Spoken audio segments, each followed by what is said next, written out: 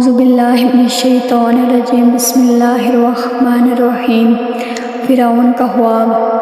فرعون نے ایک مرتبہ خواب دیکھا کہ بیت المقدس کی طرف سے ایک آگ نکلی جس نے سارے مصر کو گھیر لیا اور تمام قبطیوں کو جلا ڈالا، مگر بنی اسرائیل کو آگ سے کوئی نقصان نہیں پہنچا۔ یہ عجیب و غریب خواب دیکھ کر فرعون پریشان ہو گیا۔ اس نے نجومیوں سے تعبیر معلوم کی تو انہوں نے بتایا کہ بنی اسرائیل میں ایک لڑکا پیدا ہوگا جو تیری بادشاہت ختم ہو جانے کا سبب بنے گا۔ یہ سن کر فرعون نے حکم دیا کہ بنی اسرائیل میں جو بھی لڑکا پیدا ہو اسے قتل کر دیا جائے۔